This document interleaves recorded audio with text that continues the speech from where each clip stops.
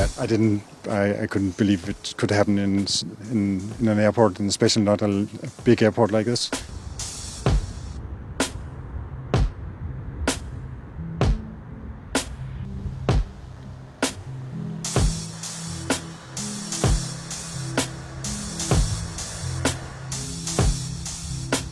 We are a group of 6 persons owning the aircraft, and spend a lot of time at the airport in Denmark, around the aircraft and other aircraft to kind of keep them flying. The aircraft in question is very old. It's from 1975. I think if you want to hit the super rich people, you shouldn't be going for an almost 50-year-old aircraft.